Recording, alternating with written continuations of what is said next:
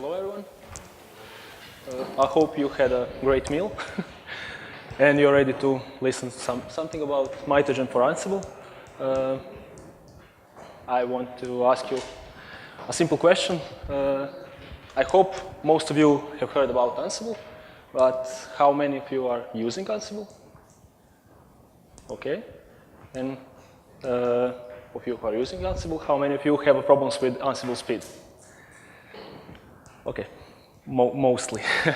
The guys that didn't brought their hands up are using Mitogen already, so that's the problem. Okay, one of the pain points about Ansible is its speed and execution time. My name is Luka. I'm going to talk about Ansible. I'm an IMIM employee, working as a system administrator, developer, and I don't know, maybe DevOps or something like that, but system administrator is a main role. Among other things, I'm certified for Ansible, so I'm using it daily and I know something about it. Okay, overview. If there is someone who didn't hear about Ansible or read something, Ansible, we will talk something about Ansible in a nutshell, about Mitogen in a nutshell, and then Mitogen for Ansible, because Mitogen is not just for Ansible, so we will speak just this part using Mitogen in Ansible.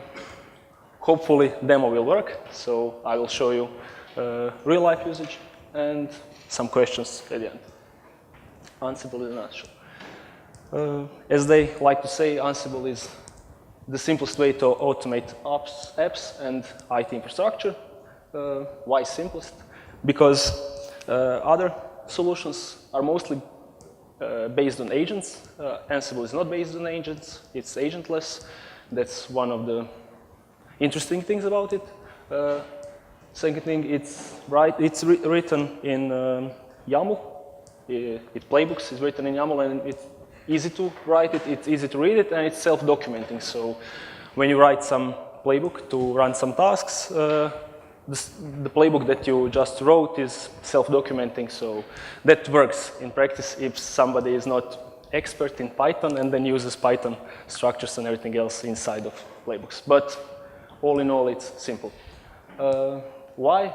Not just IT, but IT infrastructure and everything else, because Ansible can manage servers, it can manage containers, but it can manage network devices. That's one of the interesting things about Ansible. If you want to know more of it, you can go to their official website or their documentation. Documentation is very well written, it's large, and when I first started to use Ansible, I just got their Getting Started guide, run through it. It's big. The Getting Started guide is a rather big guide, but if you spend, let's say, 2 hours with it, you will be mostly familiar with what you can do and mostly familiar with how to read other people's playbooks.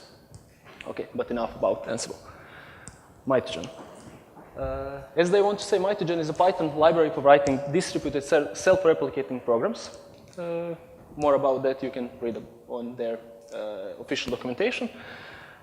What does that mean? It's something like Fabric, but it's not Fabric. It's library for writing self-replicating programs. It's not automation tool. It's not tool for doing any work of it. It's a low-level library which you can use to get things done. One of the things that's implemented is Ansible strategy. You have already Ansible strategies inside Ansible. For example, free strategy or linear strategy. One of the implemented strategy is Mitogen. Mitogen implements linear strategy using Mitogen as its core. And it's a little bit hacky. So if you first encounter Mitogen, it will be cool, I think. And if somebody is more technical, you will maybe want to read the source code or read the documentation, and then you will stumble upon hacks. And don't be afraid of that, because it's okay. It was the only way to make Mitogen work for Ansible, is to do some monkey patching of Ansible things and some hacky ways to integrate Mitogen in Ansible. Even author itself told in one blog post spoke about problems with Mitogen. So let's clarify that Mitogen is not ideal solution, but it works and it's nice. In the future, if we work on it, we can make it maybe go into core. So maybe they will merge it as one official strategy. Mitogen for Ansible is completely redesigned Unix connection layer and modular runtime for Ansible. One of the main problems when we speak about speed of Ansible is Ansible is relying on pure SSH implementation, OpenSSH, and a lot of things that Ansible does are calls to system packages, or maybe SSH. Another way to use it is to use Paramico. It's a pure pure Python implementation of SSH protocol, but it's rather slow and has some other problems. But if we could change that, if we could move Ansible from OpenSSH implementation and from invoking SSH from the system, we could maybe speed it up. And that was one of the main points for Mitogen for Ansible. The idea is to remove everything that is not written in Python, write things in Python, and try to communicate with servers like so that you don't need to change anything in your playbooks or configurations. Okay? So it must be backward compatible. It must be compatible with current state of Ansible. To do that, the guy that implemented it made something nice, and we will talk about it. First, you need to download how to start using, of course. First, you need to download and extract Mitogen, and then you just add two lines to your Ansible configuration, and you run your playbooks as usual. If you stumble upon some problems when you are running, mostly that problem will be scoped to single or maybe 2 tasks or something like that. Maybe some tasks do not support it. Last time, I had a problem that was 0.2.4 version. 0.2.5 version, same playbook, I could remove workarounds. And 0.2.6, the same playbook is working without any workaround. So they are improving it. If you find some problems running Mitogen with Ansible, you can raise an issue, describe it, and maybe they will succeed to fix it. So mostly this is enough. When you put it like this, you can just run your playbook. It will use Mitogen under it. Okay. So compatibility. One of the main, let's say, bonus points for Mitogen is that it's written in Python 2.4. So maybe somebody will talk, whoa, why Python 2.4? It's outdated, nobody's using it, it's obsolete, everything else. Okay, but it works on old systems, like Red Hat 5. And the main reason why Mitogen is written in Python 2.4 is to support old systems. So you can use Mitogen and Ansible on top of it on the old systems. Don't take count of that, because new versions of Ansible will not work on old systems, so we have a problem right now. Because if you use Ansible 2.7, you will not be able to run it on Red Hat 5, for example. At last, not by default. You can maybe make some changes, it will work. But, okay, that's another problem. Also, its code base is written without any external dependency.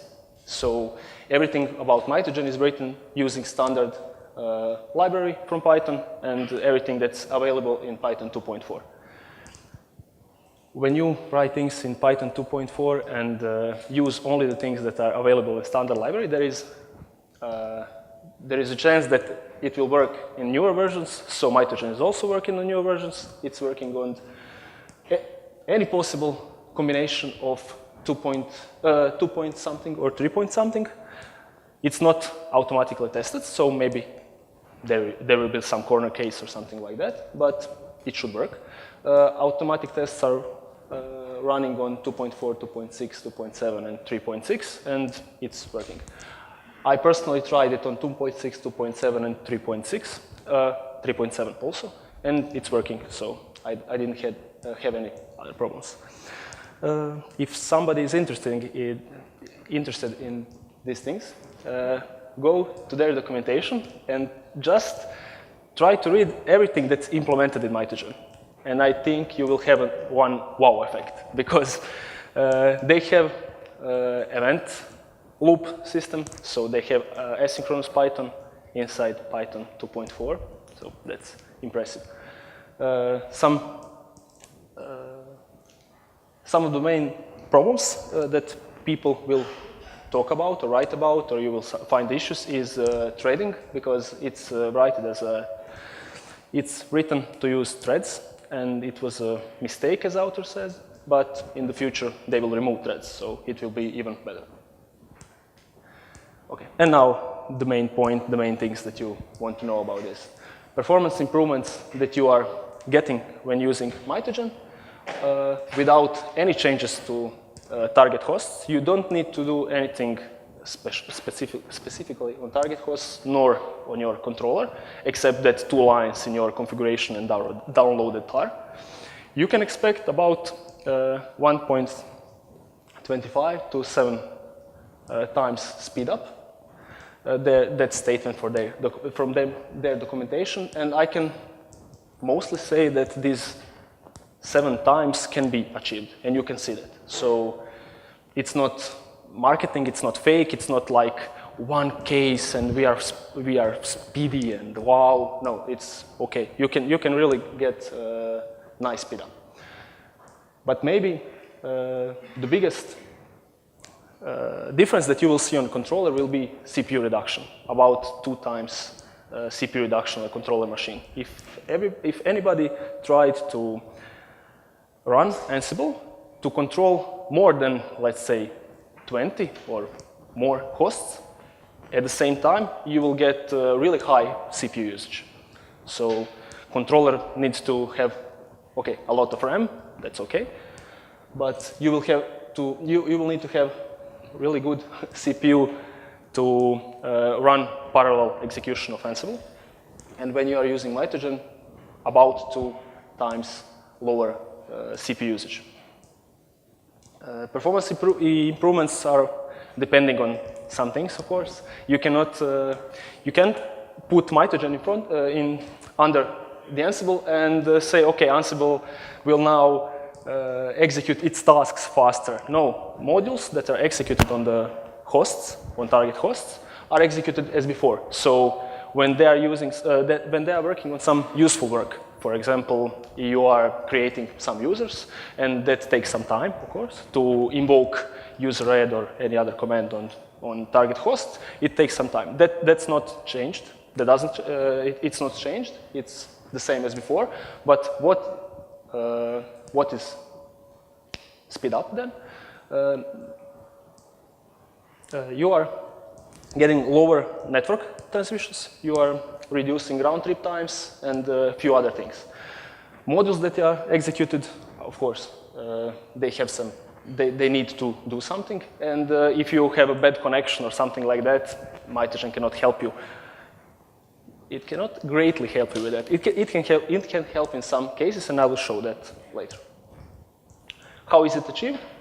One of the biggest problems of Ansible is SSH connections. So has anybody looked in their secure log or audit logs when Ansible is running tasks? Did you notice how many SSH connections are you getting? How many authentications are you getting? How many authentications are you getting when you are using become or privilege escalation?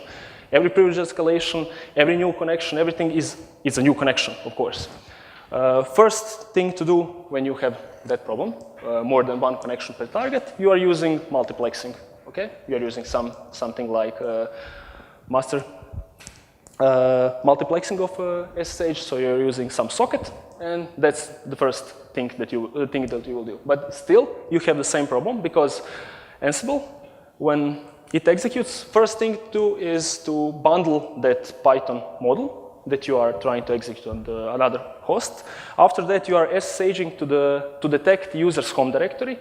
New connection is made to create temporary directory in user's home directory. After that, you are uploading Python, just bundle Python to that temporary directory using SFTP. And after that, you are executing that Python module on the target host. So you have 4 SSH connections and minimum. In some edge cases, you can have even 5 SSH connections. And when you are putting multiplexing under it, or when you are using multiplexing, you are reducing time to establish connection, but still you are making 4 or 5 trips to execute some task. How can you improve that without Mitogen? You can use pipelining, of course. Before that was called accelerated mode. Now it's called pipelining, so you can use pipelining. In the nutshell, in a core, pipelining is just reusing single connection to do Ansible stuff. But even if you are using pipelining, still you need to create Python model that you are executing on the target. You need to connect to the other host for every task you create.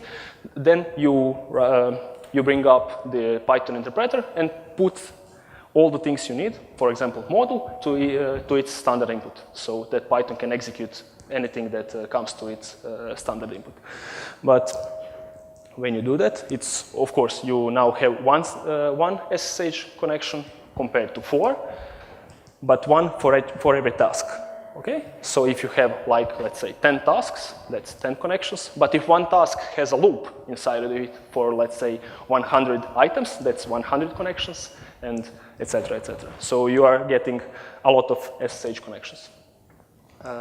Another thing that Mitogen will do for you is reduce network traffic, because simplest way to explain Mitogen is like you create Mitogen master, you are bundling everything that you want, then you push that code to the target host executes that code, makes some bootstrapping, and after that, that master, let's say master process on the target host will receive its input on let's say Ansible models on its standard input and execute it on the target host.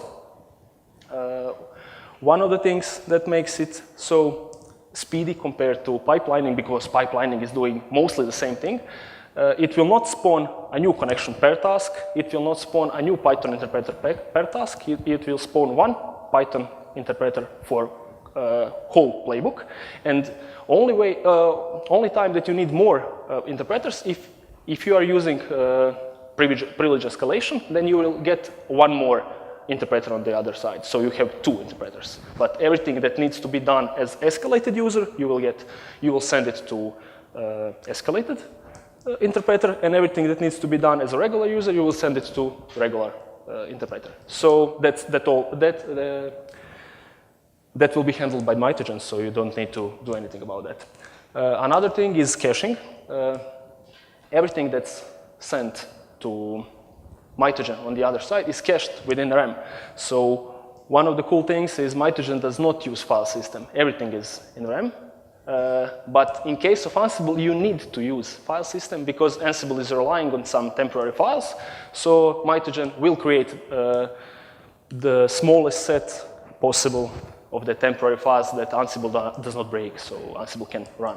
But it will not create temporary files for every module, for everything that you are sending on the other side. If you ever read that temporary files, you can find secrets inside of them. So secrets are also stored in that temporary files.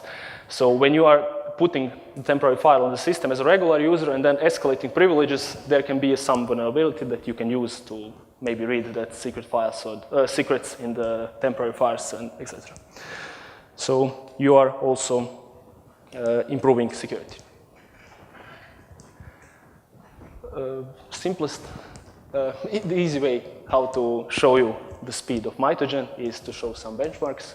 So this is run on Amazon using 3 micro instances of Ubuntu server, and every playbook, or one playbook that I'm running to get these benchmarks is executing two popular roles. One is Gerling Guy's Nginx role, another is Docker role from the same author, and creating 10 users in a loop, and that users will be used to control Docker, so they will be in the Docker group.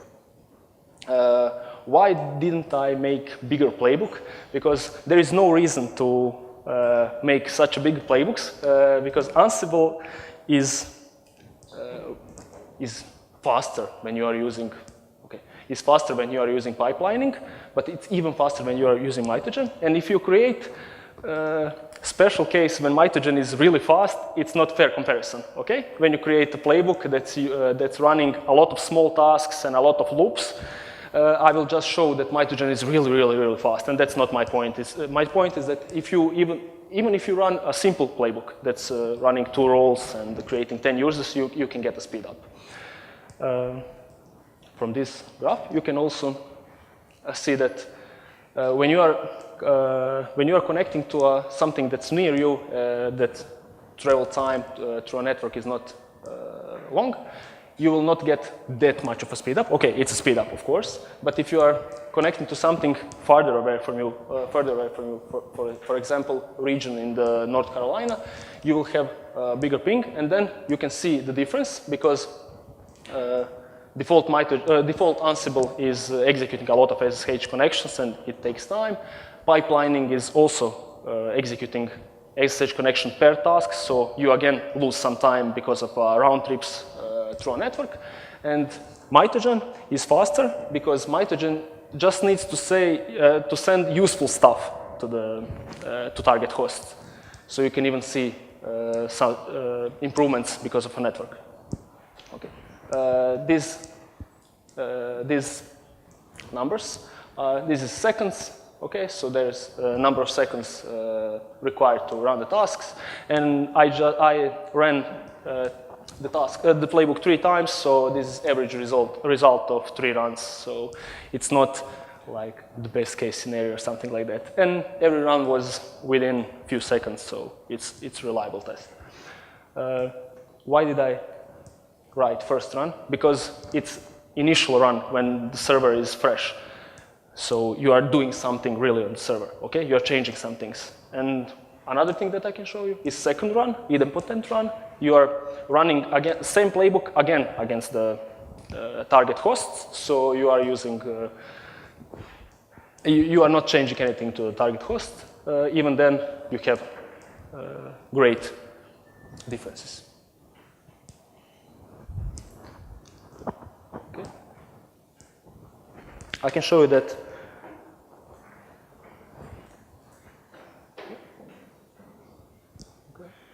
I'm missing part of my.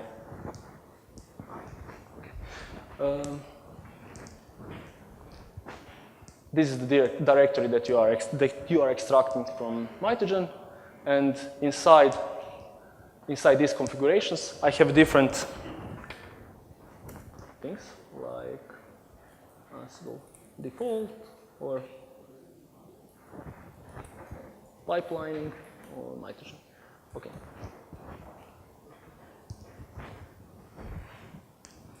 You can see there is nothing special here. Here you have pipelining, and here you have Mitogen enabled. This callback will just profile tasks, so you can see how much time did Ansible spend on some task. For demo purposes, I will run pipelining and Mitogen, so you can see how they work. Okay.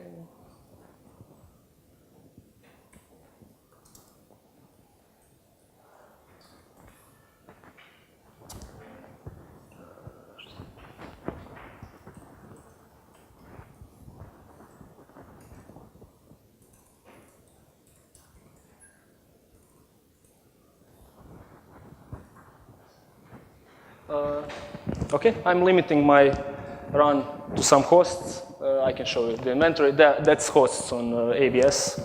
So, okay, thank you.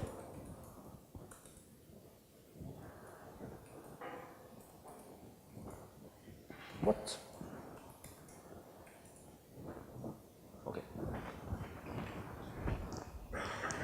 that's using pipelining.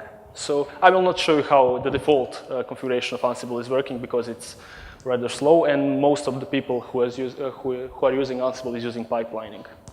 One of the problems with pipelining, if you try to use it, you must not have required TTI in sudo configuration on the target hosts. So you will need to remove required TTI from it. The problem is that most of the distributions are still shipping with the default of required TTI.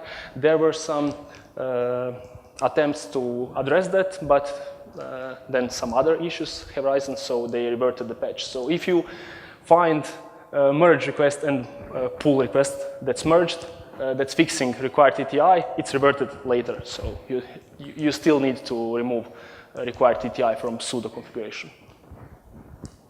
Okay. This task is taking time because it's downloading package and installing it.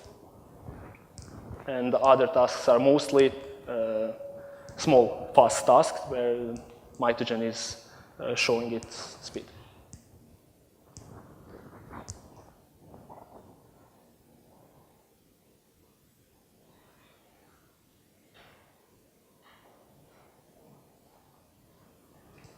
Okay, and it took almost 2 minutes, 1 minute and around 45 seconds. And when you're using that callback, if you didn't know about that callback, it's cool. You can see, I think, top 10 tasks with their execution time, and you can see how long did the whole playbook took to execute. I can run the same thing again, so we can see the second run. It takes some time to do that, of course, but it's faster because there shouldn't be any change. Okay, there will be changes because I had connection refused when I did when I entered my password for private key. Okay, sorry for that.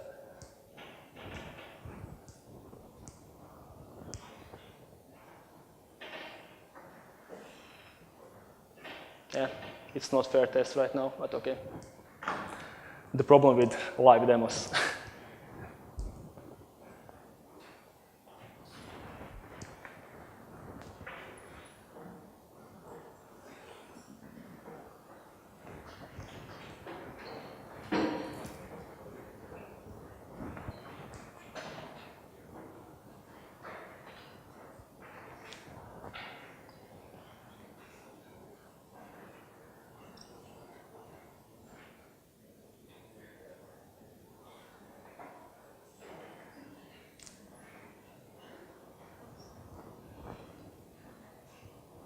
Yeah, this run will be almost the same as the previous run because not all hosts have succeeded the first time I ran it.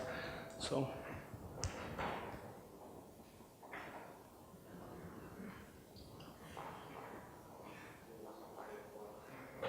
Okay, yeah, almost the same because first run did not succeed as it's supposed.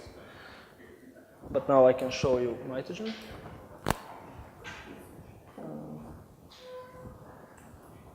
Okay, there are another group of hosts that are clean, so there will be changes again. Okay, this is Mitogen. As you can see, it's fast. Whenever it's running small tasks that are not dependent on the network or adding repository or anything that's any useful work that host is doing, everything else is really fast. You can even see it by the eye, not just by the numbers.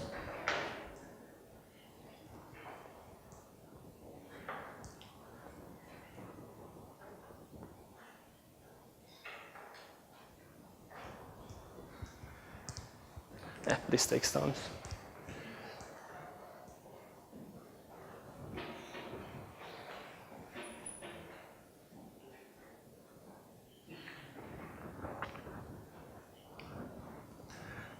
These cannot be speed up with Mitogen. It's some useful work that the machine is doing, so maybe this demo shouldn't use apt, but okay, it can go further. But is this fast, okay? Do you see that loop with the users? It's fast, it just goes, okay? Because it's the same interpreter, it's the same Python on the other side, it's just executing the cached module on the other side. I'm not sending user add module every time I'm adding new user. I'm sending it once, Mitogen caches it, and then uses local cache.